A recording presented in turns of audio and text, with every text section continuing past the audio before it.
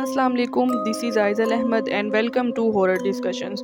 Friends, آج کی horror story شروع کرنے سے پہلے میں صرف اتنا کہنا چاہوں گی کہ اگر آپ کمزور دل کے مالک ہیں تو یہ سٹوری بالکل بھی مت سنیے گا، کیونکہ یہ سٹوری بہت ہی زیادہ ہورر ہے۔ اور اگر آپ کو لگتا ہے کہ آپ میں اتنے گٹس ہیں کہ آپ یہ سٹوری سن سکیں تو پھر اس سٹوری کو اینڈ تک ضرور سنیے گا۔ سٹوری شروع کرنے سے پہلے میری آپ لوگوں سے ریکویسٹ ہے کہ پلیز میرے چینل کو سبسکرائب کر کے میری ویڈیوز کو زیادہ سے زیادہ لائک اینڈ شیئر کیجیے، اور اگر آپ لوگوں کے ساتھ بھی کوئی ہورر انسیڈنٹ ہوا ہے تو اس ای میل پر میرے ساتھ ضرور شیئر کیجیے۔ شاہد بہت عرصے سے ایک نوکری کی تلاش میں تھا، لیکن اس کو کہیں بھی کوئی نوکری نہیں مل رہی تھی۔ وہ بہت زیادہ پریشان تھا اور کسی بھی قسم کی نوکری کرنے کے لیے تیار تھا۔ بالآخر مارچ 2016 میں اس کو ایک نوکری مل ہی گئی۔ شاہد کو یہ نوکری ایک مردہ خانہ میں ملی۔ شاہد اس مردہ خانہ میں نوکری کرنا تو نہیں چاہتا تھا، مگر اس کے پاس دوسرا کوئی اور راستہ بھی نہیں تھا۔ شاہد کو اس مردہ خانہ میں نائٹ شفٹ پر رکھا گیا تھا۔ یہ مردہ خانہ بہت زیادہ بڑا نہیں تھا۔ مین گیٹ سے اندر انٹر ہوتے ہی ایک کوریڈور تھا، اور کوریڈور کے سامنے ہی ایک بڑا سا فریزنگ روم تھا، جہاں پر 500 سے بھی زیادہ مردے رکھے گئے تھے، اور وہاں پر ہر روز 2 سے 3 نئے مردے لائے جاتے تھے۔ شاہد جب اس مردہ خانہ میں انٹر ہوا تو پہلے تو وہ بہت زیادہ ڈر گیا، لیکن پھر اس نے خود کو سمجھایا کہ اپنے بچوں کا پیٹ پالنے کے لیے اسے یہ نوکری تو کرنی ہی پڑے گی۔ رات کے وقت اس مردہ خانہ کے آس پاس کا پورا علاقہ بہت ہی زیادہ سنسان ہو جاتا تھا، جس کی وجہ سے اس مردہ خانہ کا منظر اور بھی زیادہ خوفناک ہو جاتا تھا۔ شاہد کو پہلے دن سے ہی اس مردہ خانہ میں کچھ عجیب و غریب چیزیں محسوس ہو رہی تھیں۔ جیسے کبھی وہ کھڑا ہوتا تھا تو اس کو ایسا لگتا تھا جیسے اس کے پیچھے کوئی کھڑا ہے، کبھی اس کو کوئی سایہ اپنے سامنے سے گزرتا ہوا نظر آتا تھا، اور کبھی اس کو اس بڑے سے فریزنگ روم میں سے بہت عجیب و غریب آوازیں آتی تھی۔ لیکن شاہد نے اپنا ذہن بنا لیا تھا کہ اگر اس کو یہاں پر نوکری کرنی ہے تو اس کو یہ سب چیزیں تو برداشت کرنی ہی ہوں گی۔ ابھی شاہد کو اس مردہ خانہ میں نوکری کرتے ہوئے 1 ہفتہ ہی ہوا تھا کہ ایک رات شاہد جب اس فریزنگ روم کے باہر بیٹھا تھا تو اس کو اس روم کے اندر سے بہت عجیب سی آواز آئی، اور شاہد یہ دیکھنے کے لیے کہ یہ آواز کہاں سے آئی ہے اس روم کے اندر گیا۔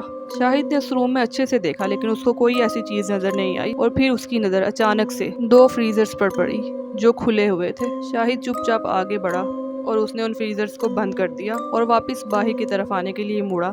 ابھی شاہد کچھ قدم ہی آگے بڑھا تھا کہ اس کو پھر سے ایک آواز آئی۔ شاہد وہیں رک گیا۔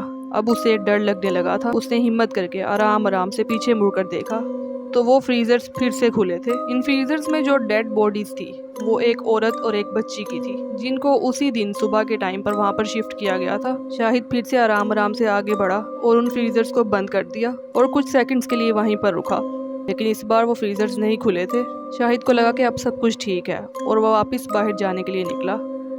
شاہد جیسے ہی اس روم سے باہر نکلا اس کو ایک بار پھر سے وہی آواز آئی، لیکن اس بار شاہد نے سوچ لیا تھا کہ وہ اندر نہیں جائے گا۔ تھوڑی دیر باہر بیٹھنے کے بعد شاہد کے ذہن میں خیال آیا کہ اگر وہ فریزرز کھلے رہ گئے اور ان ڈیڈ باڈیز میں اسمیل آنے لگی تو اس وجہ سے اس کی نوکری کو خطرہ ہو سکتا ہے، اسی لیے اسے اندر جانا چاہیے اور ان فریزرز کو بند کرنا چاہیے۔ شاہد دوبارہ سے اس روم کے اندر گیا۔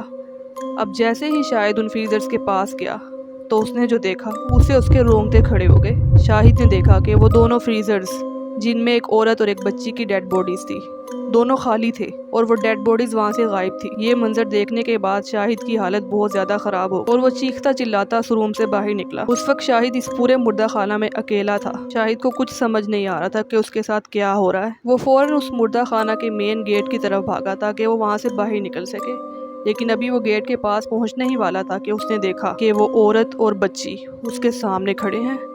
اس عورت اور بچی کی شکل بہت ہی زیادہ خطرناک لگ رہی تھی۔ عورت نے ایک ہاتھ میں بچی کا ہاتھ پکڑا ہوا تھا اور دوسری ہاتھ سے اس نے اپنی ٹانگ کو پکڑا ہوا تھا، اور پھر وہ آہستہ آہستہ لنگڑاتی ہوئی شاہد کی طرف بڑھنے لگی۔ شاہد خوف کے مارے بری طرح سے کانپ رہا تھا اور آہستہ آہستہ اپنے قدم پیچھے کی طرف لے رہا تھا، لیکن وہ عورت اور بچی مسلسل شاہد کی طرف بڑھتی جا رہی تھی۔ شاہد کو کچھ سمجھ نہیں آ رہا تھا، یہاں سے بھاگنے کا کوئی دوسرا راستہ بھی نہیں تھا اور نہ ہی وہاں پر شاہد کی چیخو پکار سننے والا کوئی انسان۔ اب آہستہ آہستہ وہ عورت اور وہ بچی شاہد کے بہت قریب آ گئے۔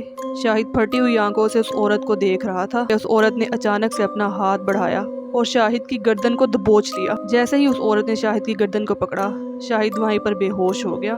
اگلے دن صبح کے وقت ڈے شفٹ میں کام کرنے والے ورکرز جب اس مردہ خانہ میں آئے تو انہوں نے شاہد کو وہاں پر بے ہوش پایا۔ شاہد کی گردن میں ناخنوں کے بہت گہرے نشان تھے۔ انہوں نے شاہد کو اٹھانے کی بہت کوشش کی، لیکن شاہد کو ہوش نہیں آ رہا تھا۔ اس کا پورا جسم بخار میں تپ رہا تھا۔ انہوں نے فوراً ایمبولینس کو فون کیا اور شاہد کو ہاسپٹل میں داخل کروا دیا۔ हॉस्पिटल जाने के 3 दिन तक शाहिद को होश नहीं आया। इस दौरान हर रोज उस मुर्दा खाना के वर्कर शाहिद को मिलने के लिए आते थे ताकि वो जान सकें कि शाहिद के साथ उस रात क्या हुआ था। 3 दिन के बाद जब शाहिद को होश आया तो उसने अपने घर वालों और डॉक्टर्स को सारी बात बताई जो भी उसके साथ हुई थी। और फिर जब वो वर्कर्स शाहिद से मिलने के लिए आए तो शाहिद ने उनको भी पूरी कहानी सुनाई और शाहिद ने उन लोगों से कह दिया कि आज के बाद मैं उस मुर्दा खाना में कभी नहीं आऊंगा, मैं कोई और नौकरी ढूंढ लूंगा, मेहनत मजदूरी कर लूंगा, लेकिन उस मुर्दा खाना में कभी नहीं आऊंगा। शाहिद की बात सुनने के बाद वो वर्कर्स भी डर गए थे और उनमें से एक वर्कर ने फौरी तौर पर वो नौकरी छोड़ने का ऐलान कर दिया। बाकी वर्कर्स के बारे में कुछ पता नहीं कि उन्होंने वो नौकरी छोड़ी या फिर जारी रखी, लेकिन शाहिद ने तो उसी वक्त वो नौकरी छोड़ दी थी। और फिर उन वर्कर्स ने शाहिद को बताया कि वो दोनों डेड बॉडीज जो तुम्हें नजर आई थी वो एक माँ और बेटी की डेड बॉडीज थी जिनका एक कार एक्सीडेंट हुआ था और इसमें उनकी डेथ हो गई थी और कल ही उनके फैमिली मेंबर्स ने उनकी शनाख्त की है और उनकी डेड बॉडीज लेकर वहां से चले गए हैं। ये वाकया जो शाहिद के साथ उस मुर्दा खाना में पेश आया था इतना खौफनाक है कि शाहिद चाहकर भी पूरी जिंदगी इस वाकये को नहीं भुला पाएगा। तो फ्रेंड्स, ये थी हमारी आज की हॉरर स्टोरी। आप लोगों को कैसी लगी मुझे कमेंट करके ज़रूर बताइएगा और मेरी वीडियोस को ज़्यादा से ज़्यादा लाइक और शेयर करके मेरे चैनल को सब्सक्राइब भी ज़रूर कर लीजिए। फ्रेंड्स, अब मिलेंगे हम कल किसी नई हॉरर स्टोरी के साथ। तब तक के लिए अल्लाह हाफिज़।